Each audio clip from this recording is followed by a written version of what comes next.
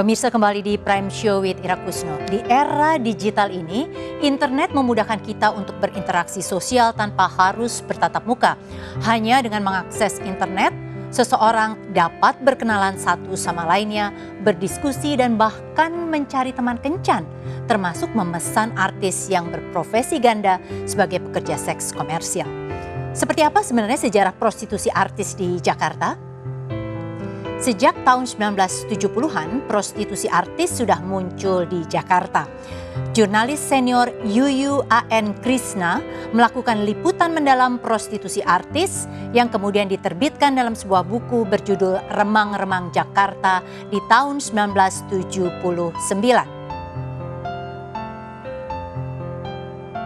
Dalam penelusurannya, Yuyu menjelaskan bahwa sang muncikari adalah wanita sosialita kaya dan bertempat tinggal di Jakarta Selatan.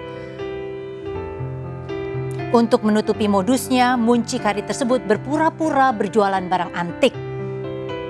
Sang muncikari memiliki 80 anak asuh yang terdiri dari artis, foto model, dan juga figuran film.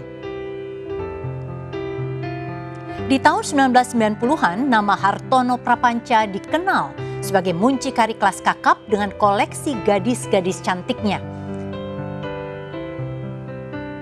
Bisnis prostitusi yang ia geluti menobatkan dirinya sebagai pengusaha bordil kelas kakap. Tahun 2015, nama Robi Abbas ramai diberitakan karena terlibat prostitusi online sebagai muncikari yang mengantongi ratusan nama artis sebagai anak asuhnya. Prostitusi artis kembali ramai diperbincangkan setelah artis Vanessa Angel terlibat dalam prostitusi online pada Januari 2019.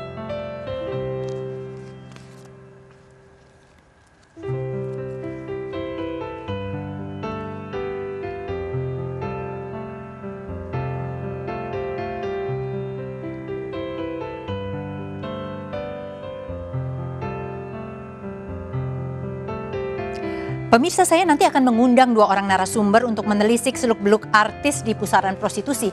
Tapi sebelum menggali lebih jauh soal artis di pusaran prostitusi ini, kita simak dulu pengakuan seorang artis yang pernah terjerat yang ditangkap polisi bersama Vanessa Angel di Surabaya, Jawa Timur di 2019. Berikut liputannya.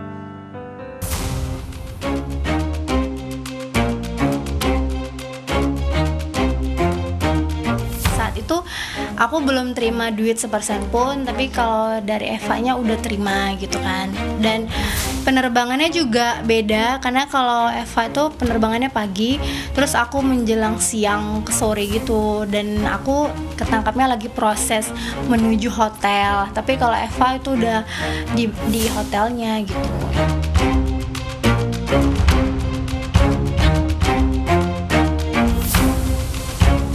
Karena emang dari awalnya jujur ya gitu, kalau emang aku terima jobnya gitu kan. Dan kalau aku lihat si Eva enggak gitu, dia kan awalnya cuma bilang kayak dia ada show gitu kan kemarin gitu kan. Dan ya mungkin dari situ kan juga polisi bisa menilai ya gitu kan, sama yang mana yang kooperatif dengan polisi sama yang enggak gitu.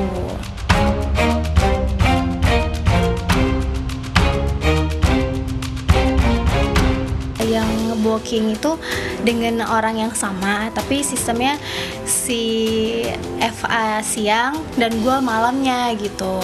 Jalurnya beda ya, karena kalau kemarin Eva kan mucikarinya beda ya, dan kalau aku juga beda gitu. Dan kalau dia tuh prosesnya kayak dengan 5 ada tahap-tahapnya, ada kayak 5 orang gitu tersandung. Kalau akunya cuman sendiri doang sama mucikari aku doang gitu.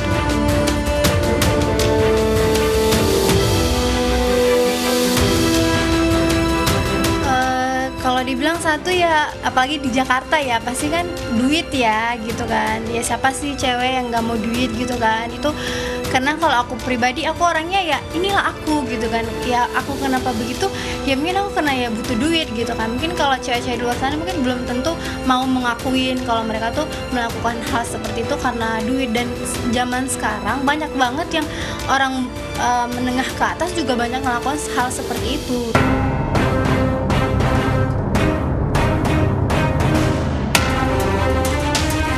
Kalau aku secara pribadi dengan beberapa yang aku lihat ada ya Mbak, kayak ya aku nggak bisa sebutkan, cuman ya kita bisa lihat sendiri sebelum kejadian aku kan ada lagi gitu kan. Jadi ya kalau menurut aku selagi itu nggak ketahuan dengan harga budget yang mungkin aja, why not, kenapa enggak gitu kan. Jadi ya nggak kalangan artis juga dan model-model lain juga, bahkan bukan sejarah dengan model juga seperti itu juga gitu kan.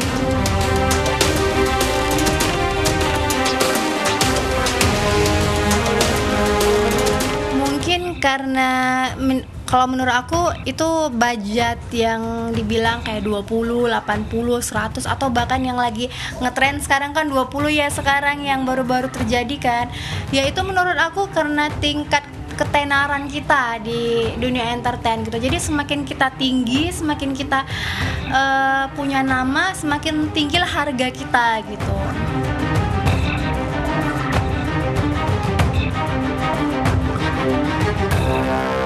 Aku sih nggak deket ya, dan nggak cuman kayak tahu doang gitu doang sih. Cuman kalau dibilang deket juga nggak, cuman kayak tahu doang gitu. Makanya waktu pas aku tuh posisinya juga lagi di Medan kan, kaget juga. Itu kan kejadiannya dia malam minggu ya kalau nggak salah. Si ini gitu doang sih aku. Tapi terkenal telah masuk dalam jaringan prostitusi online. Aku sih cuman kenal gitu aja.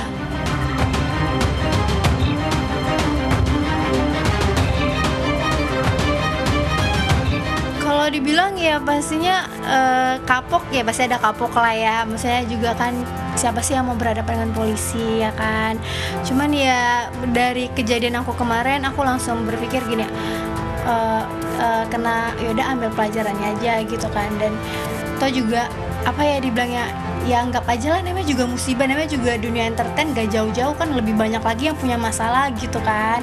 Selagi kayak aku nggak pakai narkoba atau apa, itu ya nggak masalah dong gitu kan. Jadi ya kalau dibilang malu pasti malu, tapi karena juga aku pribadi, aku orangnya nggak terlalu mikirkan perasaan atau kata-kata orang, jadi udahlah gitu. Jadi di tahun 2020 ini kemarin kan aku sempat di Medan, terus aku baru balik nih, terus sempat vakum ya, namanya kan juga PSBB gitu kan. Tapi ya kayak ini sekarang juga aku udah mulai kayak ada film baru lagi gitu, jadi kayak aku lebih fokus ke film.